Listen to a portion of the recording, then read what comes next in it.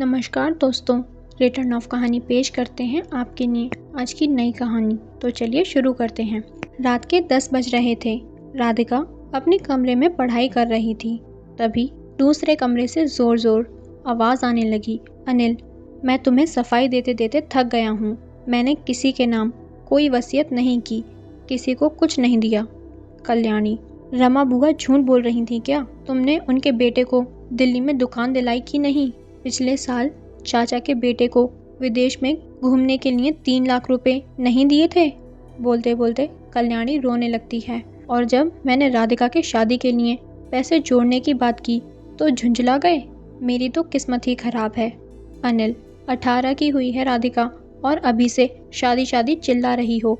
तुम औरतों को शादी के अलावा कुछ आता है? रात को भी आराम से सोने नहीं देती। तुम और तुम्हारी बेटी ने मेरी जिंदगी बर्बाद कर दी है। अनिल तिलमिलाकर कमरे से बाहर निकलकर बालकनी में चले जाते हैं। कल्याणी सिसक सिसक कर रोने लगती है। राधिका के लिए ये सब आम बात हो गई है। कभी रिश्तेदार को लेकर तो कभी राधिका की शादी को लेकर रोज झगड़ा होने लगे थे। राधिका कमरे में आते हुए, माँ चुप हो जाओ, मत रो। तुम रोओगी तो मैं भी रो लूँगी। मेरे लिए बापू से मत लड़ो। कल्याणी, अरे पगली, मैं तुम्हारे बापू से नहीं लड़ रही थी। उन्हें अपनी जिम्मेदारी का एहसास दिला रही थी। दुनियादारी की समझ नहीं है। जब से मैं बीमार पड़ी हूँ तुम्हारे पिताजी बदल गए हैं। घर की तरफ ध्यान ही नहीं देते।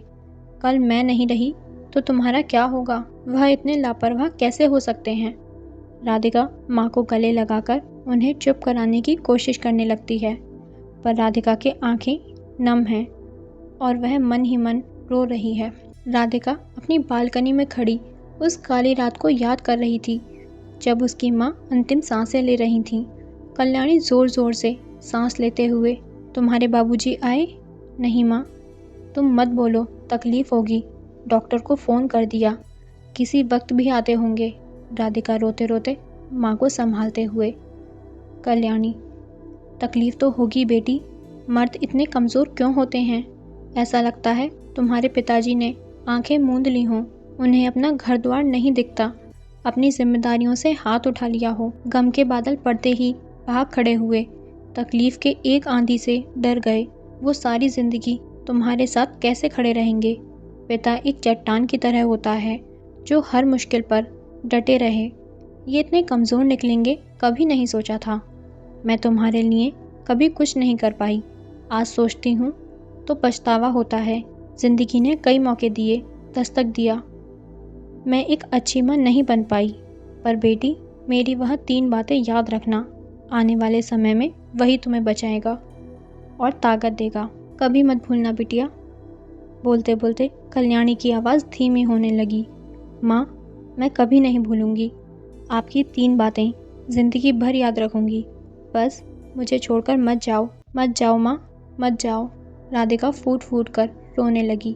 राधिका रात भर वहीं माँ के पास रोती रही और रात के घनघोर अंधेरे ने कल्याणी को अपने आगोश में ले लिया। 1 महीना बीत गया राधिका की माँ को गुजरे हुए। राधिका अंदर से टूट चुकी थी। सुबह शाम की सुध ही नहीं थी। अंधेरे कमरे में ज़मीन पर पड़ी हुई थी। तभी उसे माँ की आवाज़ सुनाई दी।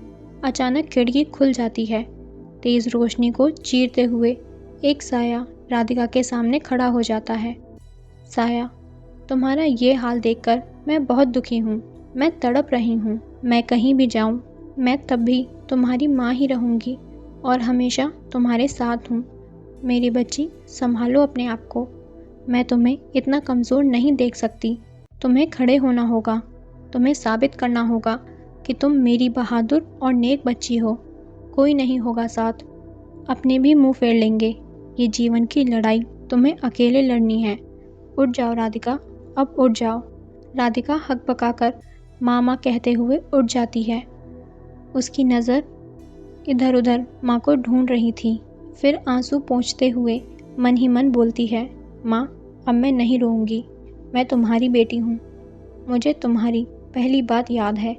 राधिका बीते पल के बारे में सोचने लगती है। कल्याणी राधिका के बालों में तेल लगाते हुए, अगर मैं 1 महीने के लिए अपने भाई के घर चली जाऊं तो तुम क्या करोगी? राधिका, आपका इंतज़ार और हर रोज़ फ़ोन करूँगी। मन नहीं लगा तो मामा के पास आ जाऊँगी। कल्याणी कितनी प्यारी बिटिया है मेरी, पर मेरा वो मतलब नहीं था।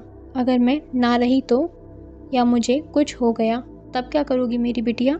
राधिका घबराते हुए, ऐसा क्यों पूछ रही हो माँ? कुछ हुआ है क्या? माँ को पकड़कर राधिका रोने लगती है। कल्याणी गुस्से से डांटते हुए, मैंने अपनी बेटी को इतना कमज़ोर नहीं बनाया। तुम्हारी शिक्षा तुम्हारी ताकत है।